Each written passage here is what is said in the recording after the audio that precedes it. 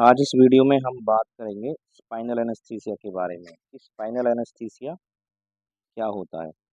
Spinal anaesthesia को अच्छी तरह से समझने के लिए सबसे पहले हमें समझना पड़ेगा स्पाइन की एनाटॉमी को कि स्पाइन की एनाटॉमी क्या होती है और स्पाइन की एनाटॉमी के अंदर क्या क्या चीज़ें आती हैं। स्पाइन के अंदर वर्टिब्रल कॉलम्स होते हैं जो टोटल 33 होते हैं। 7 वर्टिब्रे होते हैं सर्वाइकल के, 12 वर्टिब्रा होते हैं थोरेसिक के, 5 वर्टिब्रा आते हैं लंबर के अंदर और 5 होते हैं सैक्रल के और 4 होते हैं कोक्सियल के। तो ये टोटल मिलाकर होते हैं 33 वर्टिब्राई। आपका जो स्पाइनल एनेस्थीसिया है वो हमेशा L3, L4, L4 to L5 space के बीच में दिया जाता है। और आपकी जो स्पाइनल नर्व होती हैं वो 31 होती हैं पेयर्स में, 8 सर्वाइकल की, 12 थोरेसिक की, 5 लंबर की, 5 सैक्रल की और 1 कोक्सियल की। और जो आपकी स्पाइनल कॉर्ड होती है वो कवर्ड होती है from inside to outside via pia mater, arachnoid mater and dura mater से। और आपकी स्पाइनल कॉर्ड के अंदर जो तरल पदार्थ मिलता है उसको बोलते हैं हम सेरिब्रोस्पाइनल फ्लूइड। उसका नाम है CSF। आपका जो CSF होता है वो प्रेजेंट होता है बिटवीन पाया एंड सब एरकोनाइड स्पेस में, जिसके अंदर आप स्पाइनल एनेस्थीसिया लगाते हैं। Spinal anaesthesia is given in सब एरकोनाइड स्पेस। जो आपका CSF होता है उसकी जो स्पेसिफिक ग्रेविटी होती है वो 1.003 से लेकर 1.009 तक होती है। और आपका जो pH होता है CSF का वो 7.35 होता है। और जो CSF का प्रेशर होता है जब आप लेटे रहते हैं तो तब आपके CSF का प्रेशर होता है 100 से 150 mmHg। और जब आप बैठे रहते हैं तब आपके CSF का प्रेशर होता है 180 से 240 mmHg। ये देखिए L3, L4, L5 स्पेस जो आप देख रहे हैं डायग्राम में, आपको सब एरकोनाइट स्पेस भी दिख रहा है, ड्यूरामीटर भी दिख रहा है, पूरा का भी दिख रहा है, यानी कि आपको इस डायग्राम में L3, L4, L5 तीनों स्पेस बिल्कुल दिखाई दे रहे हैं। ये थी स्पाइन की एनाटॉमी, जिसके बारे में हमें थोड़ा सा, या हर OT टेक्नीशियन को इसके बारे में पता होना चाहिए। जब तक आपको एनाटॉमी के बारे में ही पता नहीं होगा तो तब तक आपको ये नहीं पता चलेगा कि आप इंजेक्शन कहाँ पे लगवा रहे हैं, उस इंजेक्शन को वहाँ पे देने से क्या होता है, आप जो मेडिसिन उसके अंदर डाल रहे हैं वो हाइपरबैरिक है या किस प्रकार की दवाई है। तो ऐसी चीज़ों को समझने के लिए आपको स्पाइन के एनाटॉमी के बारे में नॉलेज होनी चाहिए। ये देखिए इस डायग्राम में आप L3, L4 डिस्क भी देख रहे हैं, L4, L5 डिस्क भी आपके सामने जो जहाँ पे गोल गोल निशान दिखाई दे रहे हैं इसमें आपको, वो आपके डिस्क हैं। L5S1 डिस्क भी आपको दिख रही है। और जो पीले कलर की रस्सियाँ चारों तरफ आपको दिख रही हैं ये नर्व है आपकी, जो इधर से उधर निकल रही हैं। जो 31 मैंने आपको बताया था इन पेयर्स ऑफ जो नर्व्स होती हैं स्पाइन के अंदर, वो एक दूसरे को क्रॉस करते हुए निकलती हैं। इसी L3 और L4 स्पेस के बीच में आपको स्पाइनल लगवाना होता है, L4 या L5 के बीच में। इन्हीं के स्पेस के बीच में आप स्पाइनल देते हैं। तो अब आपको अच्छी तरह क्लियर हो गया होगा कि स्पाइनल एनेस्थीसिया कौन से स्पेस के बीच में लगाया जाता है। स्पाइनल एनेस्थीसिया हमेशा सब एरकोनाइड स्पेस में लगाया जाता है, क्योंकि सब एरकोनाइड स्पेस के अंदर ही सेरिब्रोस्पाइनल फ्लूइड मौजूद होता है। तो आइए समझते हैं आगे स्पाइनल एनेस्थीसिया क्या है। What is the spinal block या स्पाइनल एनेस्थीसिया। तो सेम वही बात है कि the vertebral column consist of 33 वर्टिब्राई, 7 is the cervical, 12 is thoracic, 5 is lumbar and 5 is sacral और 4 is coaxial. Spinal anesthesia should be given in L3, L4 and L4 to L5 space. The spinal nerve are 31 in pair, 8 cervical, 12 thoracic, 5 lumbar, 5 sacral, 1 coaxial. The spinal cord is covered from inside to outside via pia mater, arachnoid mater and dura mater. इस diagram के अंदर आप easily देख पा रहे होंगे सब एरोनाइड space को, जहाँ पे वो एरो वाइट वाइट कलर का छोटा सा जो पार्ट है जिसके अंदर से एरो आ रहा है, वो सब एरोनाइड स्पेस है। और जो येलो कलर का है वो आपकी स्पाइनल कॉर्ड है। तो यहाँ से आपको नीचे दिख रहा होगा कि एक निडल आती हुई दिख रही है, वो उसके अंदर जाके वहाँ पे स्पाइनल सब एरोनाइड स्पेस में निडल जाती है, फिर वहाँ पे हम मेडिसिन छोड़ते हैं। ये हमारा ये व्यू है, आप देखिए स्पाइनल, आपको यहाँ पे एपिडुरल स्पेस दिख रहा है, सब एपिडुरल स्पेस दिख रहा है, सब एरोनाइड स्पेस भी दिखाई दे रहा है। इसी तरह से इसमें देखिए इस तरह से सेक्शन आपको दिखाया गया है इमेज में, epidural space, subarachnoid space और outermost dura mater, middle layer of arachnoid, ये सब चीज़ें आपको डायग्राम में दिखाई गई हैं। ये किसी भी टेक्नीशियन के लिए समझने टिपिकल हैं, बट लेकिन आप एनाटॉमी के हिसाब से समझेंगे तो आपको समझ में जरूर आएगा। दूसरा, सेरिब्रोस्पाइनल फ्लूइड कहाँ प्रेजेंट होता है, पाया और सबएरकोनाइड स्पेस के बीच में। और स्पाइनल एनेस्थीसिया हम हमेशा सबएरकोनाइड स्पेस में ही देते हैं। स्पेसिफिक ग्रेविटी में आपको बता चुका हूँ कि इसकी 1.003 से 1.009 होती है।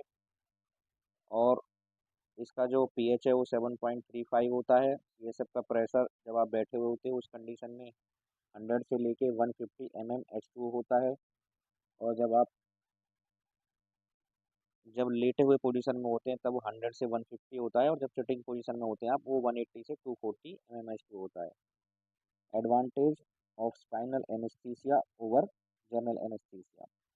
आप जब स्पाइनल एनेस्थीसिया देते हो या जनरल एनेस्थीसिया देते हो, इन दोनों में से कौन सा ज़्यादा अच्छा होता है, एडवांटेज किसके अंदर ज़्यादा होती है? मोस्टली सोचने वाली बात है कि जब हम जीए की ड्रग्स देंगे तो जीए की ड्रग्स के बहुत सारे साइड इफ़ेक्ट्स भी होते हैं, और स्पाइनल में हम सिर्फ एक ही ड्रग यूज़ करते हैं या हाइपोटेंशन वगैरह के लिए कोई ड्रग यूज़ करते हैं, लेकिन उसका इफ़ेक्ट जीए की ड्रग्स के बराबर नहीं होता है। तो मोस्टली स्पाइनल एनेस्थीसिया सेफ होता है लोअर एक्सट्रीमिटी की सर्जरी के लिए, प्रेफर टू जनरल एनेस्थीसिया। अगर लोअर एक्सट्रीमिटी की सर्जरी हमें करनी है, लोअर लिम्ब की सर्जरी हमें करनी है, तो हमें हमेशा पेशेंट की कंडीशन अगर ठीक है तो स्पाइनल एनेस्थीसिया देना चाहिए। जनरल एनेस्थीसिया प्रेफर नहीं करना चाहिए, क्योंकि जनरल एनेस्थीसिया से बहुत सारी कॉम्प्लिकेशन क्रिएट होती हैं। जनरल एनेस्थीसिया की मेडिसिन के बहुत सारे साइड इफ़ेक्ट्स होते हैं, और आपको जनरल एनेस्थीसिया की ड्रग से बहुत सारे कॉम्प्लिकेशंस होते हैं, जैसे पल्मोनरी एस्पिरेशन का, ब्रोंकोस्पाज्म में जाने का, लैरिंगोस्पाज्म में जाने का, और आपका पेशेंट के एस्पिरेट करने का। ये बहुत सारी कॉम्प्लिकेशंस जो होती हैं स्पाइनल एनेस्थीसिया में बिल्कुल रिड्यूस हो जाती हैं। स्पाइनल एनेस्थीसिया देने में सस्ता होता है, less risk of respiration complication like pulmonary aspiration, bronchospasm and laryngospasm, इनके रिस्क बिल्कुल ख़त्म हो जाते हैं।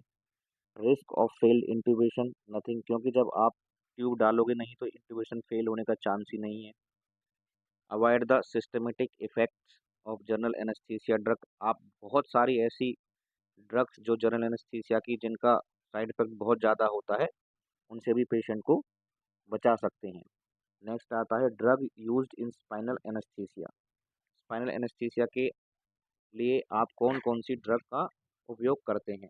Bupivacaine heavy, ropivacaine, third is lignocaine. The most commonly use drug is bupivacaine heavy.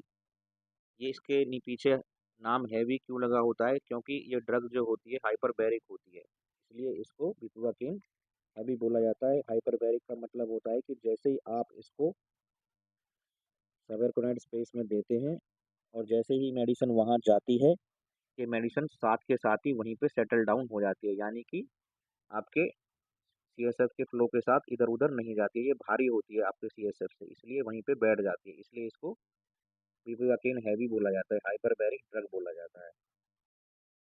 Risk and complication in spinal anaesthesia. First है hypotension, and second है bradycardia, third है nausea and vomiting, fourth है lower back pain and pain in legs, five है post ड्यूरल puncture headache, क्योंकि जब आप बार बार puncture कर देते हो, कई बार एक बार में नहीं लगता है स्पाइनल एनेस्थीसिया, तो और पेशेंट बाद में प्रॉपर अमाउंट में पानी नहीं पीता है तो भी हेडेक होने के चांस हो जाते हैं। कॉन्ट्राइंडिकेशन, पेशेंट का रिफ्यूज कर देना, पेशेंट स्पाइनल एनेस्थीसिया लेना ही नहीं चाहता हो। Local infection of sepsis at the site of injection, जिस स्पेस में L3 या L4 या L4 L5 वाली जगह पे आपको इंजेक्शन लगाना है वहाँ पर कोई छोटा मोटा फोड़ा फुंसी बनी हो या कोई जख्म वगैरह हो तब भी आप नहीं देंगे। ब्लीडिंग डिसऑर्डर्स हैं अगर पेशेंट को तो उस कंडीशन में भी नहीं देंगे। अगर पेशेंट्स को जो ड्रग आप देना चाह रहे हो उससे एलर्जी है तब भी आप पेशेंट को ये नहीं देंगे। Anatomical disorder of the spine such as scoliosis, अगर पेशेंट्स की तो कोई स्पाइन का डिसऑर्डर है या कि उसकी स्पाइन का पोस्चर ठीक नहीं है, मुड़ी हुई है, तो उस कंडीशन में भी आप पेशेंट को वहाँ पे स्पाइनल एनेस्थीसिया नहीं देंगे। Types of spinal needle, first is dura cutting and second is dura separating needle. जो ड्यूरा कटिंग नीडल है उसके अंदर दो नीडल आती हैं, Greene and Pitkin needles is the example of dura cutting needle. And dura separating needle जो है example wheat केरेनस 40 है। अब इनमें फर्क क्या होता है? जो ड्यूरा कटिंग नीडल होती है वो क्या करती है कि वो जो ड्यूरल फाइबर्स होते हैं ना उनको बहुत ज़्यादा डैमेज करती है। ड्यूरा कटिंग जो है, कटिंग से मतलब है वो कट करती हुई चली जाती है ड्यूरल फाइबर्स को, जिसकी वजह से पेशेंट को पोस्ट ऑफ हेडेक बहुत ज़्यादा होने के चांस रहते हैं। कॉस्ट वाइज भी कॉस्ट वाइज ये थोड़ी सस्ती होती है ड्यूरा सेपरेटिंग से, बट लेकिन इसके पोस्ट ऑपरेटिव हेडेक के इस निडल से अगर आप स्पाइनल देते हो तो चांस ज़्यादा हो जाते हैं। लेकिन जो ड्यूरा सेपरेटिंग निडल है ये पेंसिल टिप होती है, टिप पॉइंट होता है इसका, और ये क्या करती है कि ये ड्यूरल जो फाइबर्स होते हैं उनको ना सेपरेट करती है, कट नहीं करती, जिसकी वजह से पोस्ट ऑफ स्पाइनल हेडेक के चांस इसमें बिल्कुल कम हो जाते हैं, बट लेकिन ये निडल थोड़ी महंगी आती है। Complication of spinal anaesthesia, hypotension, it is the most common complication of spinal anaesthesia. Mild hypotension does occurs in almost all patients. Mild hypotension is beneficial to bleeding, यानी कि जब आपके पेशेंट को माइल्ड हाइपोटेंशन होगी और अगर आपकी कोई सर्जरी चल रही है जहाँ पे ब्लड लॉस होने के चांस ज़्यादा रहते हैं, तो बीपी अगर कम रहेगा तो ब्लड लॉस होने के चांस भी कम रहेंगे। अगर बीपी अगर ज़्यादा होता है तो ऐसी कंडीशन में ब्लड लॉस होने के चांस भी ज़्यादा होते हैं। अगर आपके पेशेंट को हाइपोटेंशन हो जाता है तो आपको क्या करना है? स्पाइनल लगने के बाद में आपको उसको 1 से 1.5 लीटर तक फ्लूइड देना है। चाहे अगर डायबिटिक पेशेंट है तो नॉर्मल सलाइन देनी है, और नॉर्मल पेशेंट है तो आप उसको आरएल देंगे।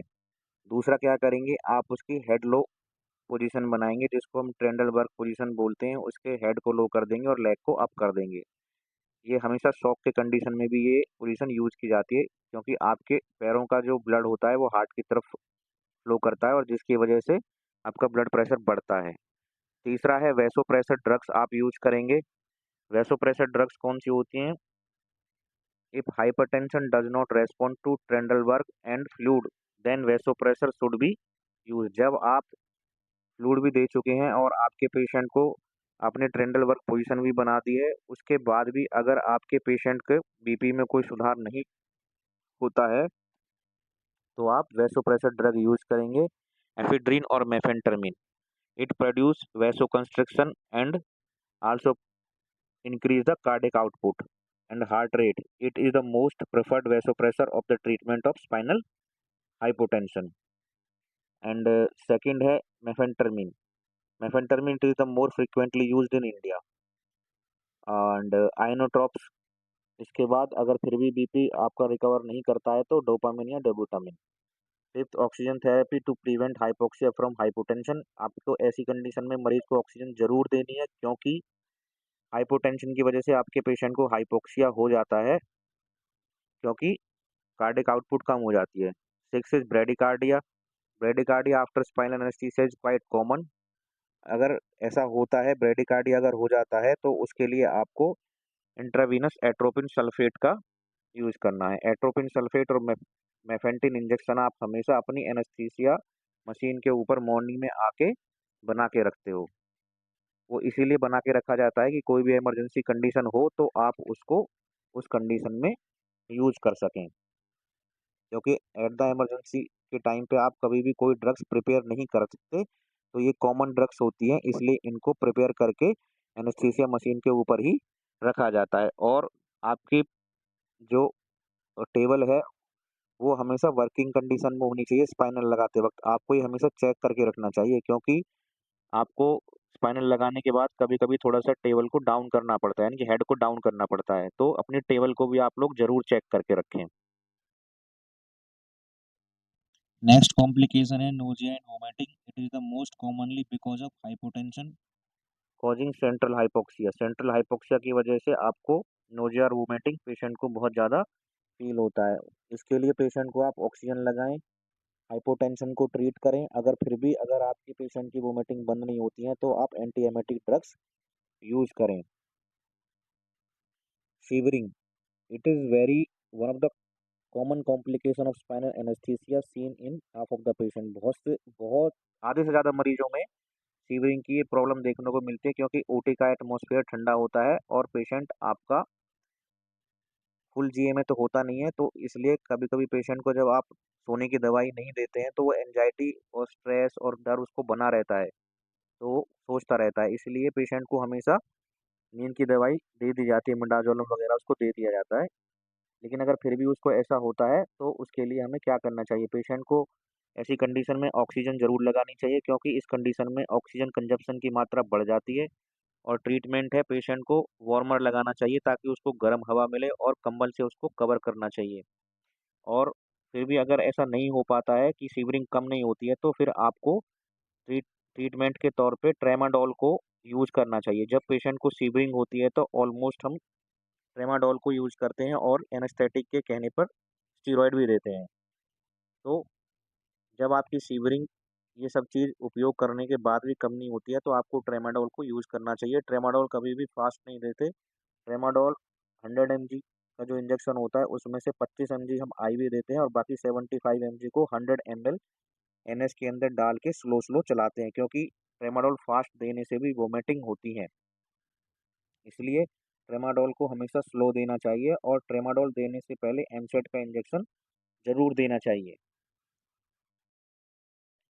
एक ऑपरेशन थिएटर टेक्नीशियन का ऑपरेशन थिएटर के अंदर क्या रोल होता है स्पाइनल लगवाने में, अब वो उसके बारे में चर्चा करते हैं। क्योंकि अगर टेक्नीशियन समझदार नहीं होगा और टेक्नीशियन को ये नहीं पता है कि स्पाइनल एनेस्थीसिया के लिए कौन सी पोजीशन बनानी होती है, तब एनेस्थेटिक स्पाइनल एनेस्थीसिया लगवाने में बहुत सारी कॉम्प्लिकेशन फेस कर सकता है। इसलिए ऑपरेशन थिएटर टेक्नीशियन का बहुत इंपॉर्टेंट रोल होता है स्पाइनल एनेस्थीसिया लगवाने में और उसकी पोजीशन बनवाने में। The factor in the successfully outcome of the spinal block is undoubtedly A sound technical assistant, यानी कि एक अच्छा जो टेक्नीशियन होता है और जिसने कई बार स्पाइनल एनेस्थीसिया लगवाया होता है उसको पता होता है कि कौन सी पोजीशन बनानी है और क्या क्या कॉम्प्लिकेशन आ सकती हैं।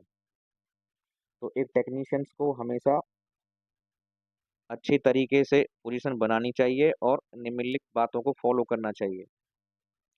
क्योंकि आप जो स्पाइनल एनेस्थीसिया लगाते हो या तो लेटरल पोजीशन में लगाते हो या सिटिंग पोजीशन में लगाते हो। जो लेटरल पोजीशन है वो फीटल पोजीशन होती है और सिटिंग पोजीशन में आपने कंधों को और गर्दन को झुका के रखना होता है। The technician should assist the anaesthetist in following: first, intravenous cannula check. जब आपका पेशेंट ओटी के अंदर आता है और आप स्पाइनल लगवाते हैं तो आपको हाइपोटेंशन की वजह से फास्ट फ्लूइड देना होता है मरीज का, क्योंकि स्पाइनल लगाने के बाद बीपी डाउन करता है। इसलिए हमेशा टेक्नीशियन कैनुला चेक करता है। Position of the patient, lateral या सिटिंग। जो टेक्नीशियन कई बार स्पाइनल लगवा चुके हैं उनको पता होता है कि स्पाइनल के लिए लेटरल पोजीशन किस तरह से बनती है और सिटिंग पोजीशन किस तरह से बनती है। इसके बारे में हम अब चर्चा कर चुके हैं एक वीडियो में, पोजीशंस के वीडियो में। तो choice of anaesthetist checklist for the ORA before starting spinal.